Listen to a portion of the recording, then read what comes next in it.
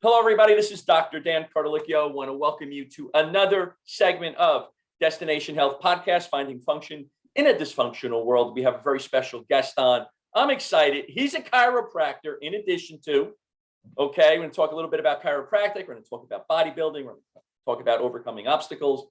Welcome, Dr. Eric Smith. Dr. Eric, how are you today?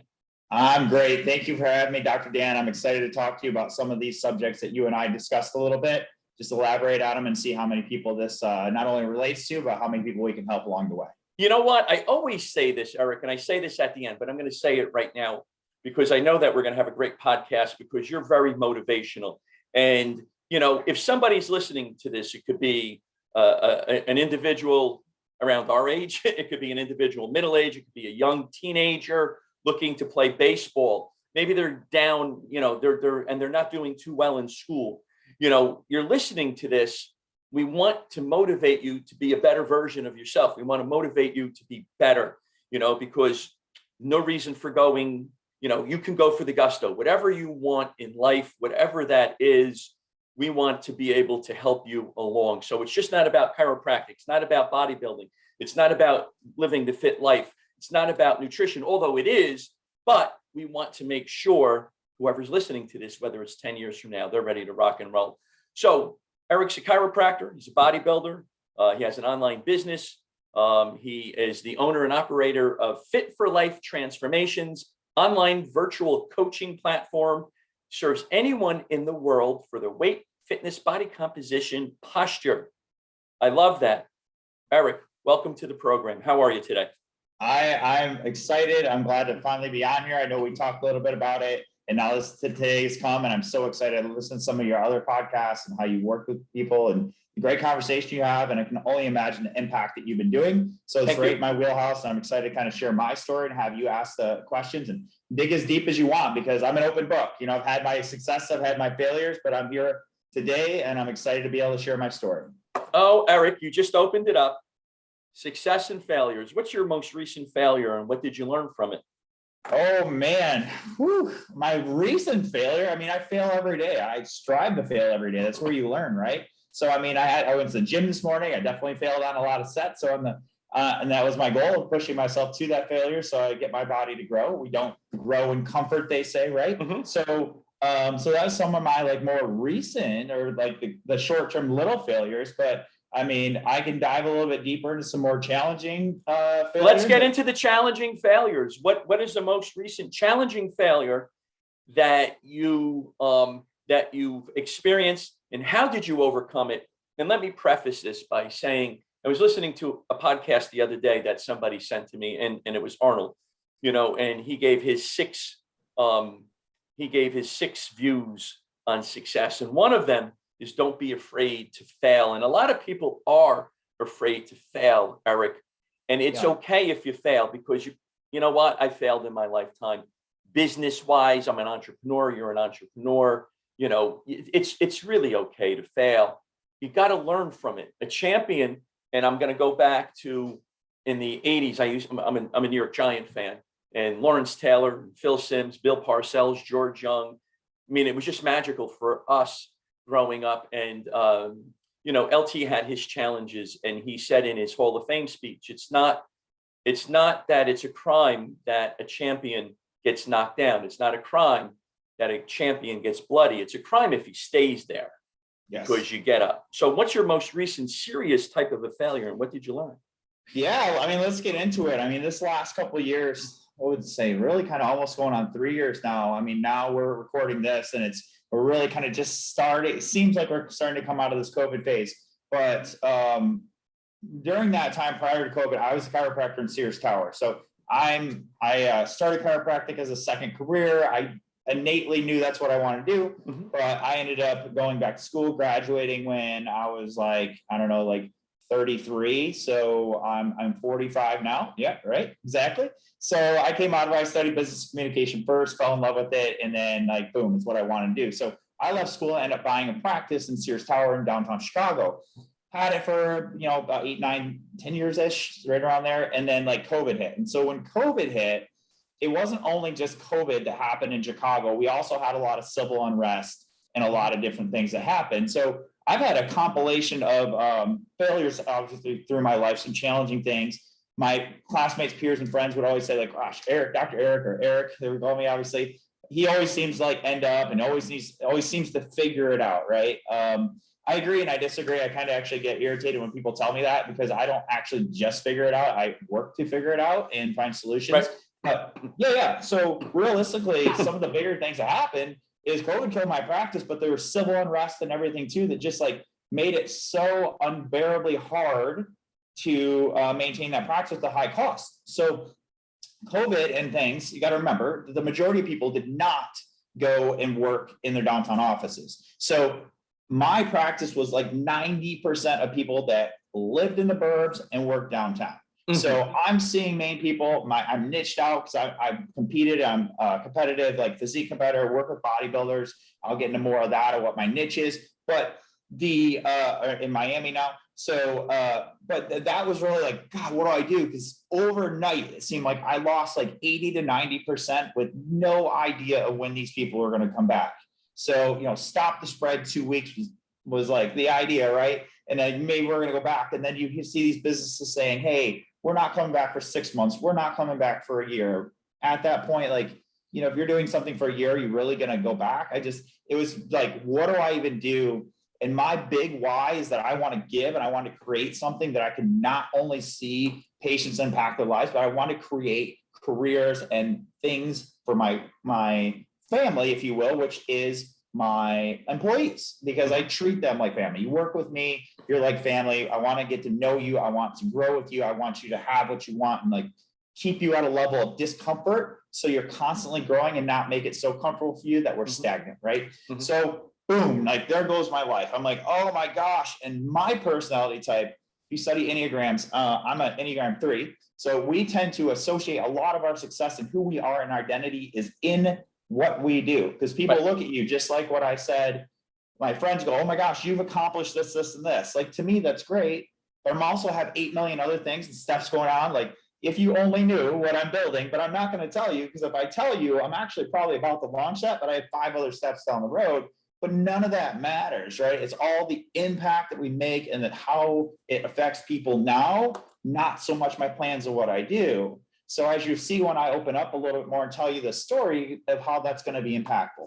So now I'm like, what the hell do I do? All this time, like, man, I should be working online. I should create this thing. And I've had friends just straight crushing it online. Should I do it? And now I'm like, okay, maybe this is what I want to do. Maybe, but what if it fails? What should I do? Should I hold on? Should I pivot? Should I hold on? Like, it'll get better around here. And then to the point where I'm just like, gosh, what do I do? And the struggle with this is, so that happened around like March or something like that. So the holiday season. So what would that be? The Thanksgiving prior to that, I lost my mother to 2020.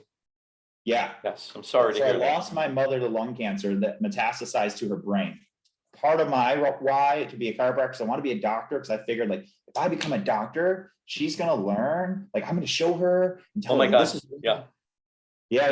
And she's going to believe me. And that did not work out. So I kind of set myself up for failure on that. But that, I thought I was going to be okay with it. But when it actually like happened, like really wrenched me. And then COVID comes. And then now, like, we're stuck inside. I was dating a woman. She's an incredible woman. We had a lot of stress, a lot of things that just didn't work out.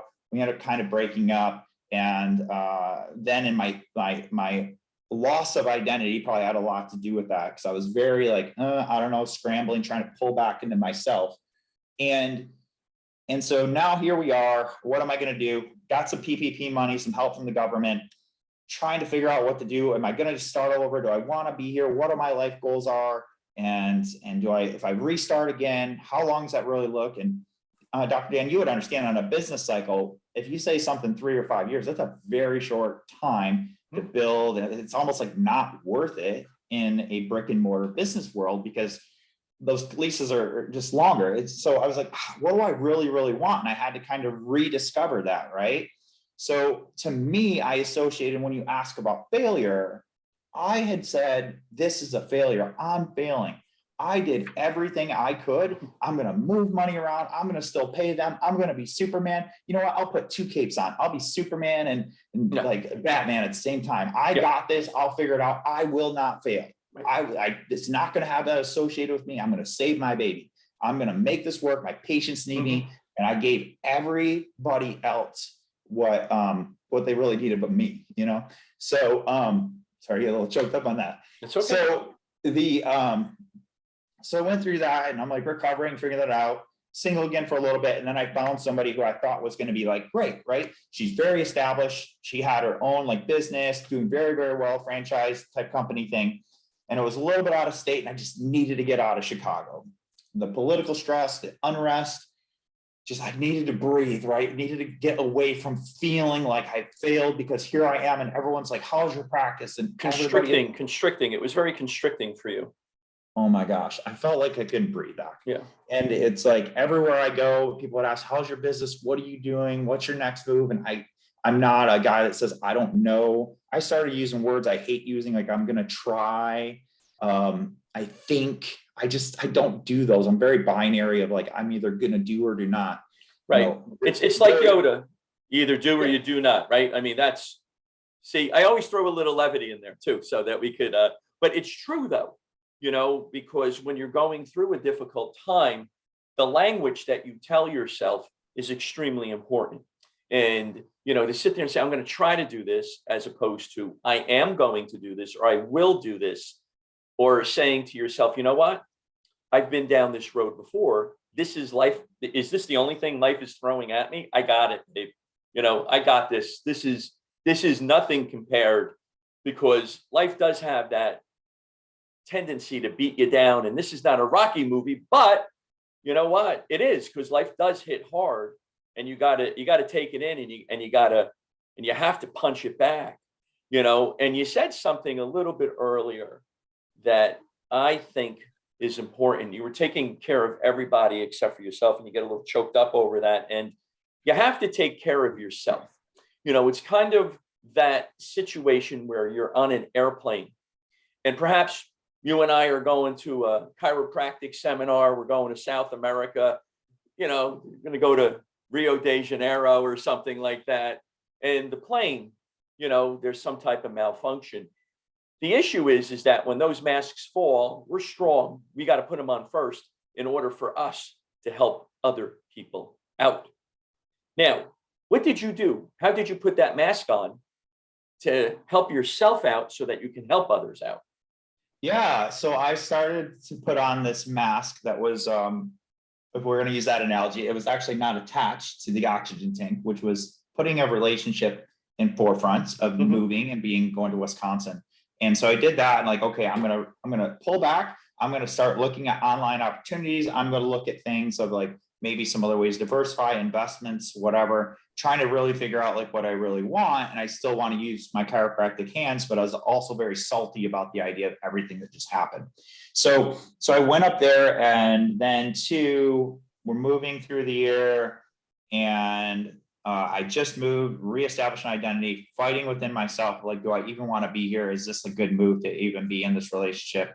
What do I want to do? Resetting like who I am. And then also I lost like my identity, not only in the practice, but my friends that were around, just trying to figure it out. So I've always been a big journaler. I actually have a journal that says the universe. So when they say like put things in the universe, right? So I had some things in the universe, which I'll comment on in a little bit, why it makes sense and why I'm dropping it. But I had some things that I've been writing for years now. Okay. I didn't really revisit them well, but I did look at some of my lists. I use this great journal that I suggest people do. It's called the Winner's Journal. In it, one of my favorite things in it is 100 things you'll do in your lifetime. Eric, I'm old school. I'm really old school. Yeah. The marble notebook pad. Wow. I said, I'm not going to do an online one. I got this. And he said, hold my beer. I will get the college rule one. I love it. So okay. So this I like because it has daily affirmations, some other things in it. But so one of the bigger things about that is it always asks you, what are the 100 things that you want to do in your lifetime? And I found myself up there crossing things out that I wanted to do, but not in a good way. I wasn't going to do them anymore. I was like rewriting what my path would be outside of what I thought I could do, which I was super uncomfortable doing. So with that being said, and kind of lost in figuring that out, we got through getting colder. And then here I am figuring out, okay, I'm going to make a commitment. I'm going to make this jump. I'm just going to start in Wisconsin. I like this woman. I feel like I love this woman. And then my dad died. So now I lost two parents. So that was the next holiday season. So I was already getting scared about the idea of Thanksgiving. I make it through Thanksgiving. Then my dad dies the next Christmas. So in this, I'm like, how many punches can I take? How do I keep failing? Why do I keep doing this? And so that holiday season was a hard time. And being a chiropractor, and I also worked at the University of Michigan in a pediatric pharmacy when I was younger. It's one of the things that turned me to be a chiropractor, because I saw so many people go on drugs and no plan to get off, just different things. So after some talk, I was told that I should go on some antidepressants, and I hated it. As you and I, Dr. Dan, we're very dynamic people, right? We're going to be real loud. We're going to listen. We're going to be real loud, and we're going to listen. And I was just Eric, and it was just that, which is enough, but I didn't like it. And then I finally made this commitment. Actually was getting to the point, and like, cool, the girl I was dating, we were going to buy a house. She was actually buying it, but I was moving in, doing all this stuff. We looked for it, found all these things. Just when I thought I was coming out of it, we went on a trip to Florida. Her family lives there. She has a condo there. After her getting intoxicated and seeing some things, basically found out that she's cheating on me, and that she wanted to have an alternative lifestyle, that she wanted to basically be with other men. And I'm a very monogamous. That's it. No sharing, no caring, no caring, stuff like that. Like, or caring, but I'm not going to share and care. You don't get both. I'm going to care about you. And if you have a friend, they can care about you, but you're mine and I'm yours. And that's it. I understand. Yes. So there's that intimacy part. So that really broke my heart, because now I just actually made a commitment, and I'm like, I'm failing again. I keep associating that I failed because I should be in control of this. I am making these decisions. I agree with that, but I seem to be making the wrong decisions or making this happen. And I'm so used to, and even when I had my practice, my success and such was driven because I'm like, I'm going to control the variables. And if the variables don't work, I'm going to put processes in to block those variables and live within certain rails and control things. And not, I wasn't very well reactive to. So this was a 2-year process, Dr. Eric, right? This was like about a 2-year process. And I think it's important to mention this because individuals, when they're going through a tough time, sometimes it lasts for a period of time. Sometimes it does. And sometimes you have to try to figure it out and pivot, some of the things that I'm writing down: pivoting in life, success in life, failure in life, identity loss, finding your identity, learning, reinventing yourself. These are things that you do during these periods of time, right, Dr. Eric, so that you can come out of whatever it is, that doldrum, if you will, that you're in. You need to come out of it at some point in time, right? Absolutely. Absolutely. So when you say failed, I have a thing with failure, which we'll obviously get it more into. So I'm associating this to failure for now, because I think that's important to one of the bigger points that we're probably going to come to together. Okay. And so then scary time for me. I literally felt like I had nothing. I didn't know why I was there. I was like laying on my couch. I didn't want to get off the couch for days. Obviously bills are piling up, the business stuff, like there's still right, that. Sure. So yeah, waiting on that. Don't have family. My Y's gone because I always did stuff for my mom and dad. I wanted to like be great for them. And then my siblings are around, but I just didn't have I have an okay connection, but it's grown lately, but we didn't have a good connection before. So it's like, why am I even here? What is my point? My patients are gone and nobody's going to love me. And so everything that you've had a passion for, everything that you were working towards was gone. Gone. So, gone. And that happens in life, folks. That happens. We've all been down there. I'm sorry, Dr. Herrick. Go ahead. Go on. No, I appreciate you're translating off of what makes sense. Obviously I'm thinking about my life of that path, but I'm glad you're taking what I'm saying and making it more relatable like that, because it is true for everybody. For me, it wasn't supposed to be. I have this. This is how my life is supposed to be. This is what I've engineered. I worked so hard. It's only supposed to be this way. So why am I being punished? And I'm a man of God. I'm a non-denominational Christian. So I'm like, why? And even at that relationship was probably where we did spend the most time in church. So I'm just like, why is this even happening? So I went on antidepressants a little bit harder. I just laid on my couch, and one day, a few days, to be honest, I just sat there, was like looking at my balcony, wondering if I jumped off it, if it'd be high enough that I would not recover, because I don't want to screw things up worse. Because if I get hurt and then have to recover and have less of a life, I'd rather just end it. So never, ever had those thoughts, never really had related well to the idea of depression and thinking that it was something that was really real. And that, but that really, really hit me hard. And then one day I just woke up, I was laying there, I was like, Eric, this is not real. This is not real of what you are and who you are and what you truly believe. This is just a test that you're beginning, or this is a strong push from God to move you back on your path of what you want to be. So I just rewrote, I just got my book out, got a whiteboard out, and just like re-engineered my life. Because a friend told me, he said, Eric, you're in a tough time. What does it look like? And he goes, if you're gonna be real morbid, what does it look like when you die? I'm like, whoa. But he said, no. That definitely changed your thought pattern at that point in time. You're like, whoa, what does that mean? Right? Yeah. What does that mean? I'm thinking about it. I didn't do it. But now all of a sudden it's like, whoa, wait a second. Oh, now somebody's telling me this, and it just takes on a whole different meaning when somebody smacks you in the face with that, interrupts your thought process. It did, because I didn't want that. I just felt like that would just be the way to get me out of my pain that was deeper, not superficial. So, and what you do is think of it this way. So what does it look like on your deathbed? Who's around? What matters anymore? Do the cars, do the land, like what matters when you're right there? And like, look at it that way and then say, okay, to get to that point, what does it look like 5 years before that? What does it look like when you're retired?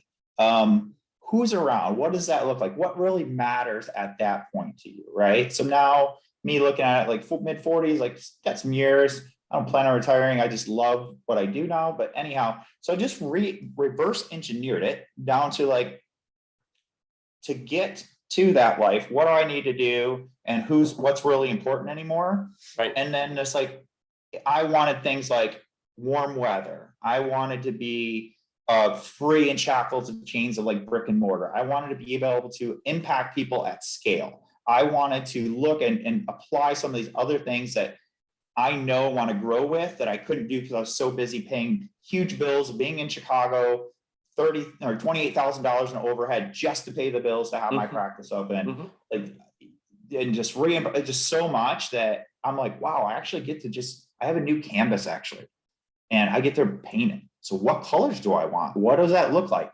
And then like figured out action steps to do that. And so it was very eye-opening because a lot of things that I thought mattered don't. I used to, oh my gosh, I'm a chiropractor in Sears Tower. And people thought that was great and cool. Right. But yeah, it's great. And every time people say that, I'm like, yeah, you want to know my overhead? Like, it's real good. Like, want to talk about that? Yeah. Yeah, I got to make $10,000 a day just to break even or something like that, right? Yeah, something ridiculous of that. And how as chiropractors we're physical, so it takes a toll on my body. So I'm paying with my mind, my heart, my physicality is so much, right? So yeah, then I just basically got to where I am right now. So I really just ignited and jumped and got some coaches. So I got a elite CEOs, Tanner Chittister, Benson Chittister, great guys. They are the ones that I jumped on board with to coach me in terms of going with an online presence. And they just had a system and I just ran with it and quickly became, not quickly, because I was still in Wisconsin. I pulled the trigger prior to the big event, but it kind of stunted my growth. But I just said, all right, my lease is coming up. I'm going to move. I leased the place online to be in Miami with my buddies here and know nobody else, and started my ascent from there. So when you say failure, that is the closest thing I could do, because now I have a different take on failure. Because is it really that you failed, or did you learn really quickly? Did you happen? Are you being redirected? What does that actually mean? And what are you associating to failure? Because how I grew up in my family thing is I never wanted to fail my parents, because I always wanted them just to say, I'm proud of you. right? That was really all I wanted. I never needed like design or anything from them. We grew up very poor. My dad never graduated high school. I grew up in a trailer till I was 6. Like none of that, it mattered, but it didn't. I just wanted their approval, right? So now that's no longer an option. And so what really matters, and that's, so when you say failure, that's the closest thing I can do, but I just look at them now as challenges. And That's right. yeah, so Right. so that was the best It's way I that could answer you. language. It's that language that you're telling yourself, it's a challenge in life, and it's okay to fail, or it's okay to go through these challenges, but it takes on a different meaning if you sit there and say, this is a challenging time. It's a tough time. What do I need to do every single day to figure that out? So you reach that bottom point where you're thinking, I'm lying on the couch, I'm taking antidepressants, things are just going wrong, I'm going to jump out the window, maybe my friend tells me a little something that knocks me out. You get the whiteboard, you sit down, and that's old fashioned, because we used to get the legal pad. You got to figure your stuff out, if you will. You got to figure your stuff out, because where you're going in life, what do you want, what is that you're thinking about, and then you have to pivot and take those action steps. So I love that you said it's a challenge. Yeah. Go ahead. I'm Yeah, sorry. yeah, that's okay. Honestly, like from there, if you want to get into it, where I've come from that point, but Go for it. This is a fascinating story that we got going on, folks. So again, so I'm like pumped. I'm leaving Wisconsin. Screw you, I'm done with the cold. It's the summer, but I'm going to go down to Miami. So we're talking July. It's my move is. I'm excited. My birthday's in August. We're going to have a great time, and nothing's going to break me now. I'm on the way, and felt like just released when I was driving. Hustled, made it in like, 2 days or a day and a half, and loving life. So, and then like there's a little tickle back of like, not so yet, where the movers didn't give me my stuff for like 32 days. So I was back to bachelor life I started my online business, so I had to do things like this, and then still talk to people, motivate them, do all these things, do 8 million hats, right? And I'm sleeping on an air mattress. I don't have like anything. So that was a great, like, straight up reset, because it's like, man, I remember this coming out of college and like, all right, we're resetting, and now I'm just doing it at 44, so it's different. And so it was interesting. And since then, I've just really gravitated and went back into some of the things that I know I love and are easy. So you kind of hinted on it. So I'm a chiropractor. And so my niche that I created in Miami now is I do concierge care chiropractic to IFBB pros and fitness people, and people that'll pay me a legitimate amount of money to go to them. So I don't accept insurance. I know my value. I know my worth. I know what I'm going to do with you. I will spend the time with you. I will give you this level of connection and work. If you want to give that to me, I will do my best for you. And that's what you get. So I stepped away from my conventional insurance model, which wasn't serving me well, because I was definitely a doctor, but I was really a technician, because we have to do things in a certain way and judge them, maybe paid, maybe not paid. No. So I'm thankful for God for breaking some of these things and pushing me so hard that even my stubbornness, I went back on my path. Right. So but now I'm in Miami, so I do that. And I was like, man, I got to build my online business. How am I going to do this? But I need to pay the bills. And so I started doing that and adjusted some major pros, some people that have won the Olympia, some people that have won the Arnold, and just really kind of create a network. And I didn't go in real hard in the paint, like with costs at first. I gave first. Hey guys, let me just show you what I can do and show you why I'm different and what that's going to do and how it's actually going to help you first. And I did that and showed my value instead of just coming in big swinging, and thinking I'm that guy that owns it. I'm a man. I have my skill set and I'm willing to help, but I need you to meet me halfway and come at me and come with me. Right. So you set your standards, because we all have a standard. A standard is neither good or bad. It could be here, it could be here, whatever that standard is. And we always kind of go down to that standard. So you want it to raise your standards so that you're dealing with IFBB pros, NPC pros, and so forth. We're living in I do a lot of nutrition and functional medicine with those individuals. So it's awesome. And I take that knowledge set and I use it to help out individuals that want to be athletes, because I think we're all kind of athletes anyway, in some for sure. respect, because you got to fuel yourself with your, if you're working as a bricklayer, or if you're, you know, whatever that is that you're doing, if you're in a bank and you're branch manager or something like that, you know, you still have to fuel yourself for the day. So I love that you set the standards that you wanted for your life, and you set some high standards when it was coming to chiropractic, you know, and breaking into any type of sport, whether it's IFBB, whether it's NFL, MLB, NHL. That's not easy at all, Eric, right? Yeah. And so you're laughing like I'm laughing at that one, right? Yeah. To me, even coming out of chiropractic school, one of the things that I really like to do is I walk the walk and talk the talk. Hence why I have my business Fit for Life Transformation. So when I got out of chiropractic school, I basically had obviously a lot of money. Didn't want to live in St. Louis where I went to school. So I came to Chicago, really didn't know anybody, similar to the start here. And then most chiropractors buy their practice within 5 to 10 years of being out of school. So I did it in year 2, and it was in Sears Tower. So thanks for that. Oh, cool, but it's whatever. So I did that and then really grew the practice aggressively. And the way I did that is by going out and like trading trainers and having them refer me people and doing different things and showing my worth and kind of giving and understanding that. So here I did something similar where I just said, okay, this is the niche I want to work on. I'm going to be very specific with my value and what I need, but I also looked the part. So I competed for like, I don't know, like 6-7 years. And then I didn't for the last 2 years because of COVID. And now I'm just very happy with where I'm at. But I use that and the knowledge and the pictures. Like I got photo shoots at least once or twice a year when I was like that, just so it was really for me, but it was also the main idea of this is where I want to go to. Is I want to help people that are 35 and over realize that their life isn't anywhere near being done. My dad punched out at 40. I remember his over the hill birthday party. And after that, it was like he just gave up, started acting like an old man. And what you put in your mind, your body will do. Right. So from there, I just like, I come in and they see me like, oh my gosh, you clearly compete. I'm like, yes, I do. I know what I'm doing. I've been there. I know the mental stuff. I'm not a pro like you, and don't know your specific journey, but this is what you need to do. This is how you work on it, and just straight confidence. And that's my value. And if they didn't like it, they can go to somebody else, but I know my niche. You did what you did with that. Yes. That's great. Yeah.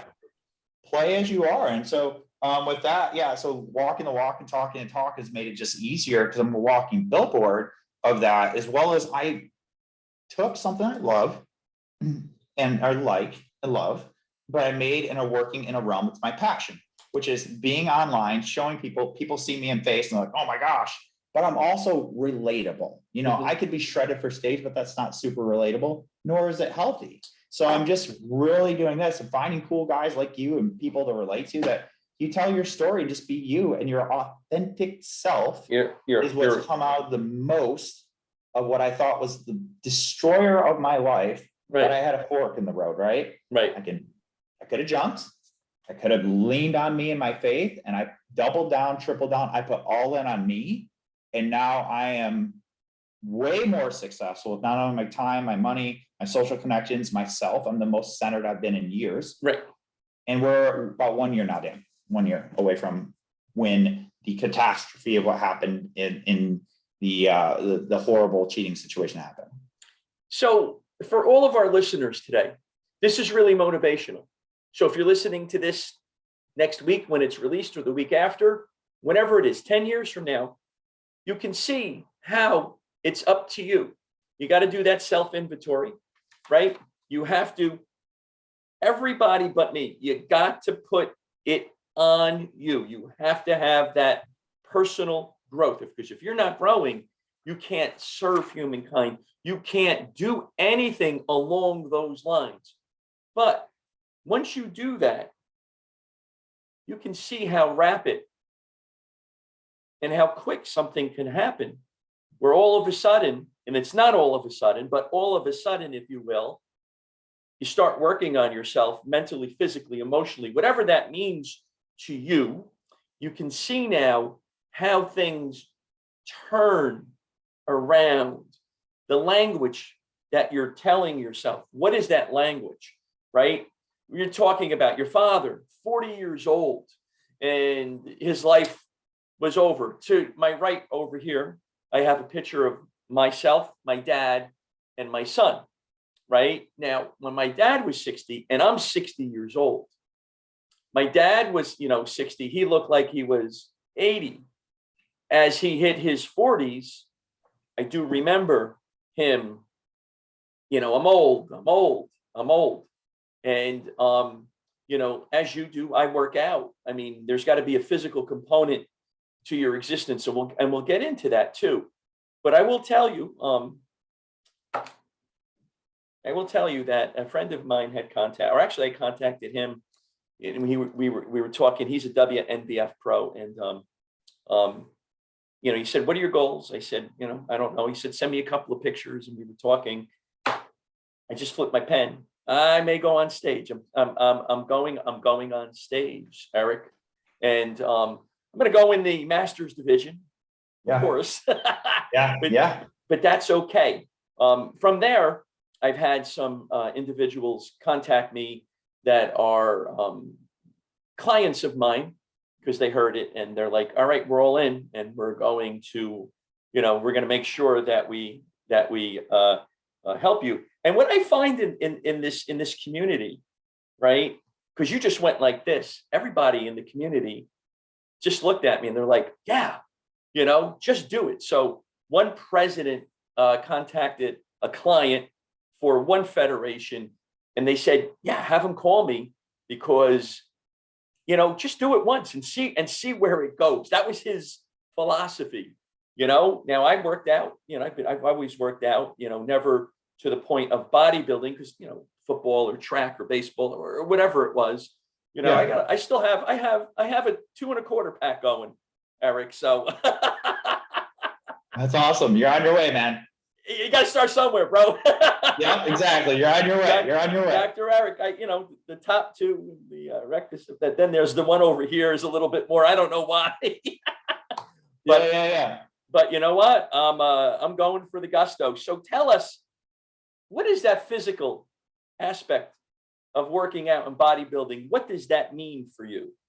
Yeah, I mean, I went into it. A lot of people tell me, or they think like, "Oh my gosh, you probably have to work out a lot more." And how I got into it is I had bought that practice and I was like, man, I just need somebody to hold me accountable. I know all this stuff, or I feel like I know all this stuff. We studied some things in school, but it was really that accountability and doing that. But physically, I didn't change my workouts a lot. I changed my nutrition and my mindset.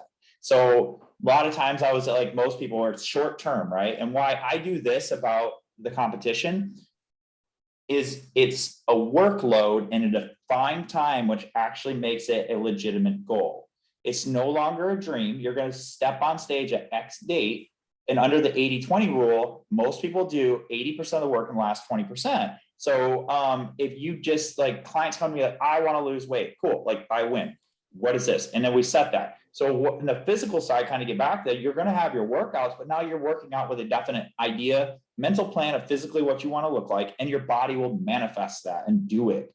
Versus if you're just working out, you're just going to look better, right? So what is better? Do you look like, instead of Grimace, you look like SpongeBob? I mean, like, what do you really want? You have to have a vision of what that is. I don't know. And even with my clients, I'm like, "Dan, send me a picture of where you are. Tell me where you want to be, and I will map it out. I'm the GPS from point A to point B. But if I don't know where you want to go, like I can't work very effectively. I'll just tell you to go east. And, I get paid because you said east. That's cool. We're going east. And tell me so I can make this journey for you." So physically, it may not be a lot of other things because there's relative limitations on it.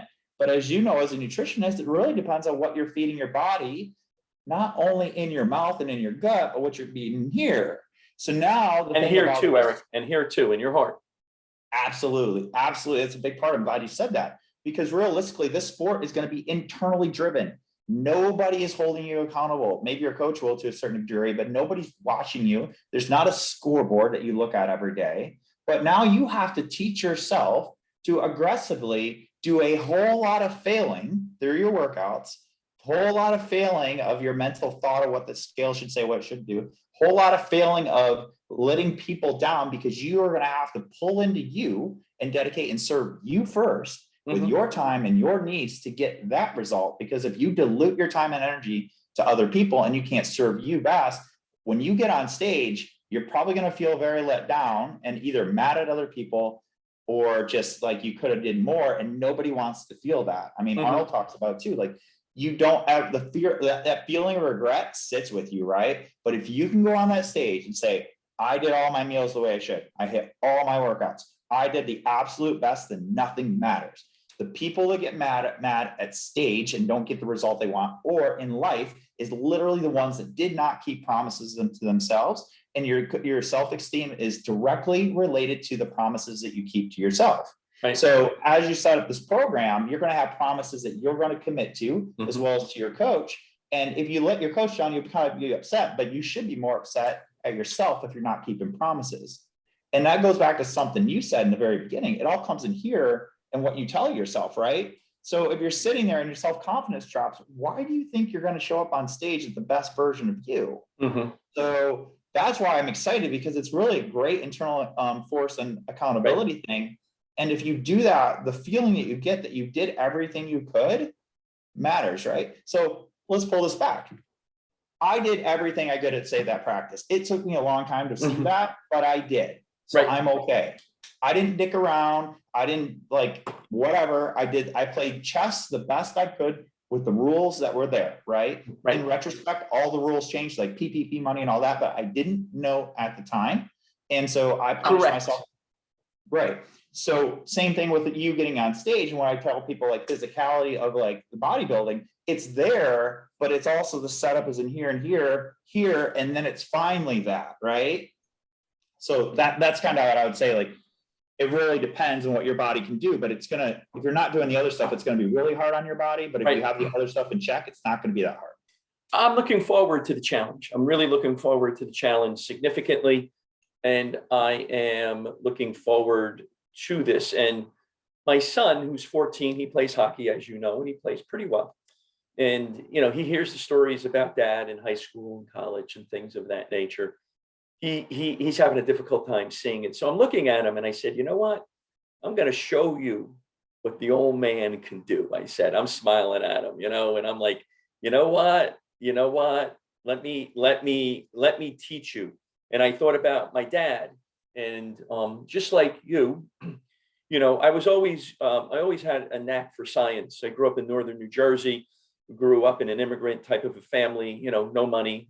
Also, you know, most of the family didn't speak any English, and you know, there was no finances, and you know, I had to scratch and claw. And you know, my dad, you know, when he started to have a little bit of success in his life, you know, they ate a little bit too much, they drank a little bit too much, they smoked a little bit too much, because that was success to them. That was the definition, la dolce vita in Italian, that means the good life. So, you know, that's what they were looking at, Eric, right? And they, you know, I also, I think, I know that I decided to go into the fields that I'm in because I wanted to help him, in addition to, you know, with whatever he has going on in his life, you know, because I realized, you know, smoking 5 packs of Camels per day unfiltered wasn't going to be, you know, wasn't going to be a great outcome, and it wasn't a good outcome either. You know, I have a picture of him hanging here from the day he had passed. And so, you know, kudos to Christian Palmer and Linda Stevens, and they're helping me out along with some others. So what does working out do for you mentally and emotionally? What is that like for you? Honestly, that's how I associate serving myself first. So I have rituals with pretty much now my phone, when it wakes up, alarm goes off, whatever, then it automatically goes into a focus mode that I set, which is a morning ritual. It's pretty much just doing some coffee and whatever, some affirmations. But then I walk directly to the gym, do my thing, get my workout in, and I pay myself first. Because if the world goes to hell, which things will come up, and they absolutely will, I've done that first. And what I found too, I am more patient with other people and been able to be more productive with things when I've done that, versus if I'm worried that I'm not going to be able to get my workout in later, or I have something that I'm supposed to do that I haven't served myself, I tend to get very much like, feel like people are stealing my time, or it's hard to like stop that, because innately I want to serve, right? And that's what we want to do. But I get that workout in and do that first. So when I do that, I'm like, cool, I feel accomplished. I kept my promise, and I feel like I'm doing the best I can to be healthy, because I'm playing the long game now. I used to play a little bit more short game of like, if I do this and hit this goal, and boom, I'm done. And then I'll figure it out, which I always will figure it out. We all will if you try. But now I'm looking at like what habits and rituals that I know put me in my flow, in my zone. I'm the most centered. I don't get distracted by as easily by like opportunities that are really bad, and I'm not vetting them well enough. And that could be personal or business. I'm attracting more like moth to a flame of just energy. Like, this guy looks good, he's doing something right. So kudos to those people that reach out and try. And I encourage you all to do that. I'm not going to shoot you down if you do reach out to me or Dr. Dan. And it's good. And we want to do that. And at the same time, the people that are motivated and want that and reach out, I do want to help. It's the ones that I don't want to have to chase you as much, but I will see if you're struggling. I want to help you too. But it's cool. So that way I'm attracting the right people, because I'm walking the walk, talking the talk, and I'm being the most authentic version of me, that I don't need to ever mold into somebody else's box, that I'm doing me. And that's what works for me. That's what works for you. Correct. I love that. Yeah. And you know what? I'm lost in our conversation, and I just looked at the clock, and I'm like, oh, we literally have like 4 or 5 minutes left. And I was like, oh, so we're going to have you back on, Dr. Eric. Okay. And when we're done here, we're going to set this up. And you said 2 words that I think we can pick up from where we're going to leave off, and that's habits and rituals, because habits and rituals are very important in life in order to do something on a regular basis. I think it's very important. So, one more question. If you were to leave the audience today with 3 pearls for success, what would they be? Find a place that's quiet, away from everything else, turn your distractions off, and write down what you truly want. And if you don't know, that's okay, but quit thinking and just write stuff down. Don't overthink it. If money and time were not an object, there's no restrictions, what would you do? Okay. Secondarily is everything and nothing matters. What I mean by that is right now matters, and nothing in the future is promised, and the past doesn't matter. You can't change it. So what matters is the conversation and you listening to this podcast. And I'm thankful you're here with both of us, and that you are effectively listening and being present in this moment. But what might happen down the road or anything like that doesn't matter. And then Dr. Dan and I could really impact you, and we love that. But we're also very aware of that we could do something extraordinary in 50 and 100 years. Nobody's going to remember us. So not being, bad about that, but the whole point is like, you matter today, but don't put so much weight in what somebody might do down the road, and just live in that moment the best you can. And then finally, just breathe, like let it play out. So biggest challenge people have is not being patient and being still. So I know if I would have been more still in the moment before, things might have changed. But then conversely, maybe I did everything right, because I'm very happy with where I'm at. So we can look back. But if you and I are going to work together, you and I are going to talk, and we're going to sit here, I'm going to be in this car with you on the passenger side and riding your life. Do I want you driving the car when I'm in there together and you're looking in the rearview mirror all the time driving? Absolutely not. You're putting me at risk, and you're putting you at risk. So I encourage you to just look forward and like live in that, drive in that moment, keep driving yourself to that destination and go hard. Because if that destination is the wrong one, guess what? You just saved a lot of time to figure that out. So you'll have time to get back there. 100%. And I love that. And I love the last point, and we're going to pick up on that in the next podcast, being patient. When you said that, I thought of being relaxed, because one of the things that Arnold says too is that you got to be relaxed in your mind so that you can figure stuff out.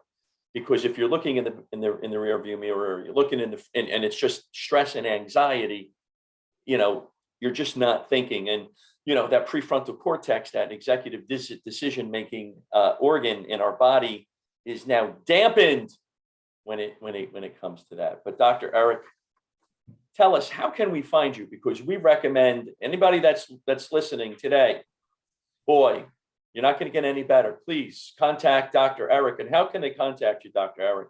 Yeah, I mean, I have my website. It's www.fitforlifetransformations.com. Or a way that you can actually communicate with me a little bit quicker is just by going to my Instagram profile. I'm Fit for Life Doc. So FITFORLIF Doc. And just go to that profile and you'll see me. You'll see my pictures, see my story. Soon you'll probably see this podcast and picture the Dr. Dan when he's on stage and crushing it. So. Oh, wait a second. I got to get that shoulder better. So Fit for Life Transformations or Fit for Transformations, did you say? Fitforlifetransformations.com and then at Fit for Life Doc is mine. Okay, that'll be in the show notes. Dr. Eric, thank you very much for being here today. This was a fabulous conversation. We're going to set up another one, everybody. So everybody hold on, relax. We're going to set it up today as soon as we get off here. Doc, thank you very much, Dr. Eric, for being here. I want to thank everybody for listening. Be the best versions of yourself. Please share this with family, friends, neighbors, coworkers, because really, we want to serve. We want to motivate. We want to educate. We want to inspire. Eric, thank you very much. Take care, everybody. Thank you.